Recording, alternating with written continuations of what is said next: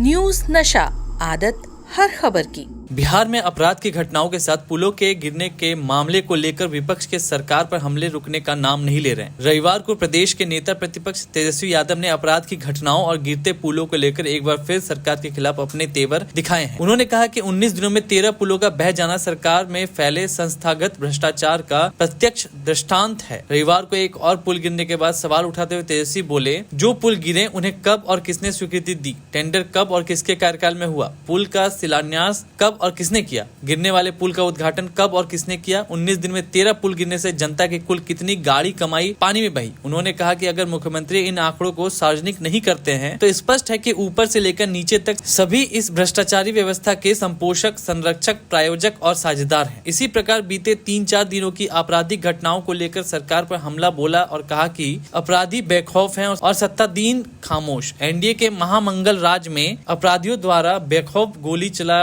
मानव हत्या करने वाली घटनाएं दुखद है। भाजपा के जिम्मेवार शीर्षांकित व शास्त्रीय नेताओं के अनुसार डबल इंजन पावर्ड एनडीए सरकार के महामंगल राज में रक्त रंजित इन घटनाओं को जिक्र करना भी मंगल राज की श्रेणी में आता है। नीतीश कुमार नौकरी दें सटासट, नहीं तो हो जाएंगे सफाचट। यह बात मंगलवार को नेता प्रतिपक्ष तेजस्वी यादव ने रुपौली विधानसभा उपचुनाव की एक चुनावी सभा में कहा। उन्होंने भवानीपुर में चुनावी सभा को संबोधित किया। इस मौके पर उनके साथ वीआईपी सुप्रीमो मुकेश सहनी भी रहे। अपने संबोधन में तेजस्वी यादव ने कहा कि बीमा भारती और उसके परिवार को सरकार लगातार प्रताड़ित कर रही है। उन्होंने केंद्र सरकार पर भी हमला बोला और कहा कि यह बहुत जल्द गिर जाएगी। उन्होंने बीमा भारती को जिताने की अपील भी की। नेता प्रतिपक्ष तेजस्वी यादव ने कहा कि बीमा भारती के बेटे और पति को फर्जी केस में फंसाया गया है। उन्होंने कहा कि जब वह डिप्टी सीएम बने तो केवल 17 माह में 5 लाख नौकरियां दी, जाति जनगणना कराई, आरक्षण का सीमा बढ़ाया, 75% आरक्षण को भाजपा ने रुकवाया। उन्होंने कहा कि नीतीश जी बीजेपी के बदौलत सीएम बने और मोदी नीतीश जी के बदौलत पीएम बने। नेता प्रतिपक्ष तेजस्वी यादव ने कहा कि जल्द ही केंद्र सरकार गिरने वाली है। तेजस्वी यादव ने कहा कि पुल गिरने की घटना में जूनियर इंजीनियर को सजा दी गई, बड़ी मछली को सरकार बचा रही है। उन्होंने कहा कि बिहार में अपराध बढ़ गया है। मर्डर केस में बेकसूर बीमा भारती का बेटा और पति को फंसा दिया गया। उन्होंने प्रशासन को भी चेताया और कहा कि सबका हिसाब होगा। इस दौरान वीआईपी सुप्रीमो मुकेश सहनी ने भी बीमा भारती को रुपौली से जिताने की अपील की। नीतीश कुमार जी मुख्यमंत्री बने तब से और अब तक ग्रामीण कार्य विभाग जो है केवल 18 महीने के लिए छोड़ दिया जाए तो सारा वक्त जो है जनता दल यूनाइटेड के पास ही रहा है ये मंत्रालय। और बिहार में लगातार पुल की घटनाएं हो रही है।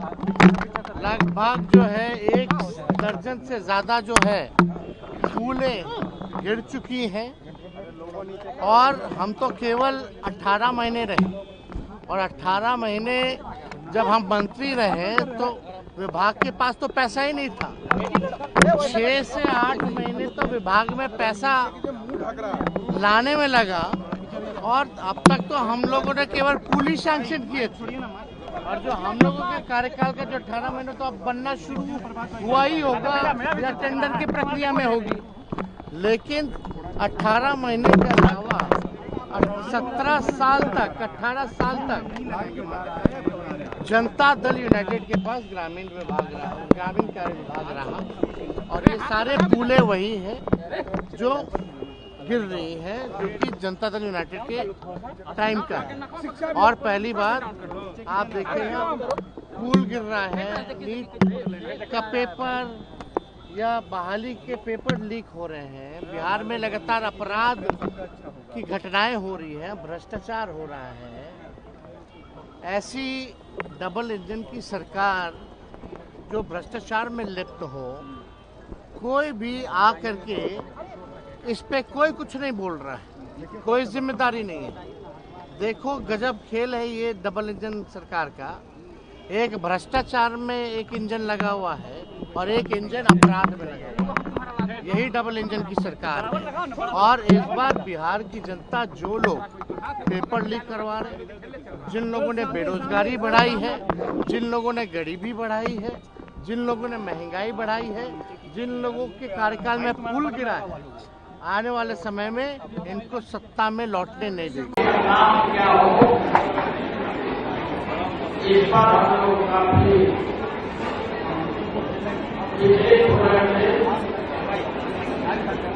रात के शहर में आपने फोन किया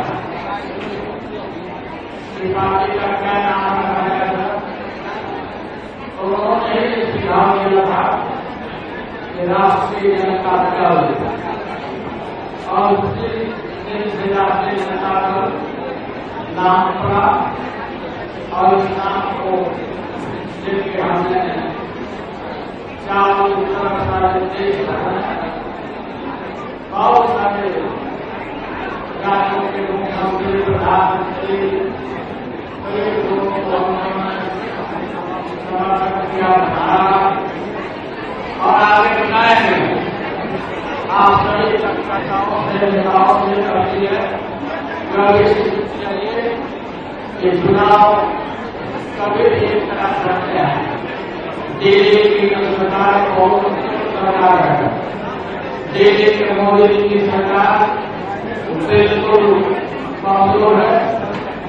हो सकता है कि अलग करके अलग करी इनकी सरकार नहीं है, साथ ही कम है और अब तेजस्वी यादव के नेतृत्व में इस लड़ाई को हम करेंगे। आपने तेजस्वी को चुना दिया है और आप पर भरोसा किया है। आप सब एकजुट करके पार्टी को मजबूत करिए और गरीब आदिवासी सभी लोग घर पकाइए और कार्यक्रम घर पकाइए, बात करिए, उनको बड़ा रोजगार दीजिए।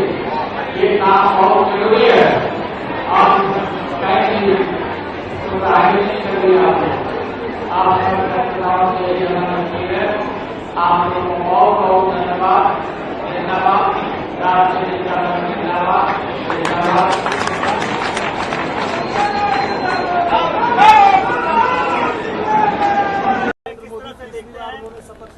अब देखिए, अब तीसरी बार शपथ लिया है, लेकिन इस बार का जो विपक्ष है बहुत ही मजबूत विपक्ष है।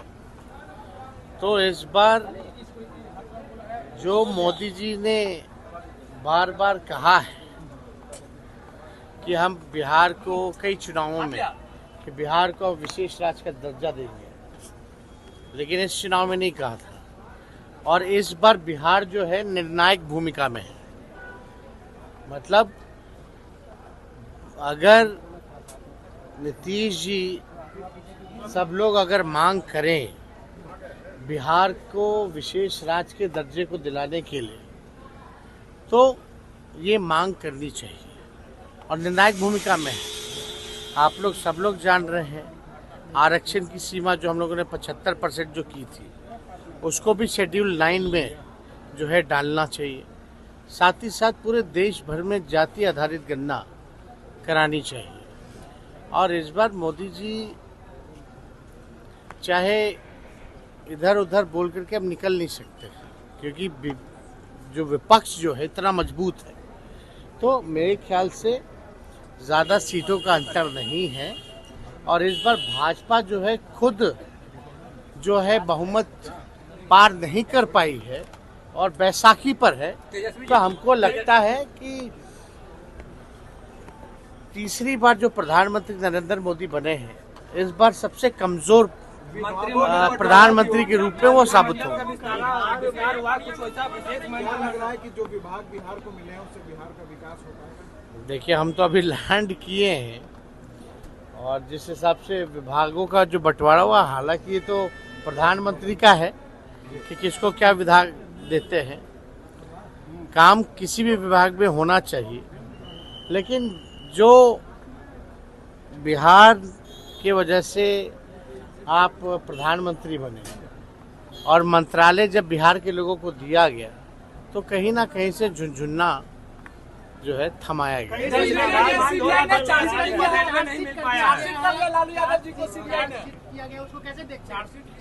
रूटीन वर्क कौन से वाले केस में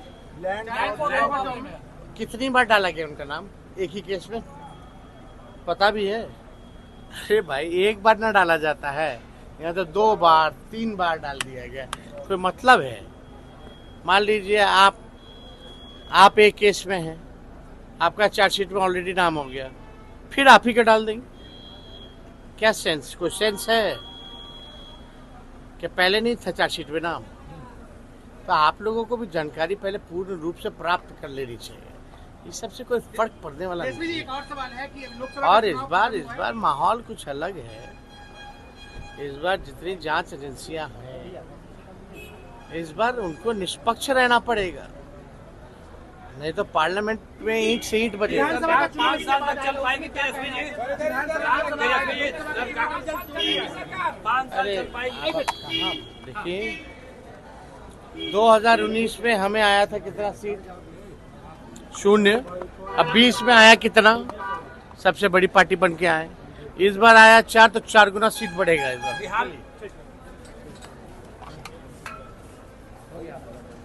और आप हमसे जुड़े रहने के लिए सब्सक्राइब करें YouTube पर, फॉलो करें Twitter पर और लाइक करें Facebook पर। और ज्यादा जानकारी के लिए आपको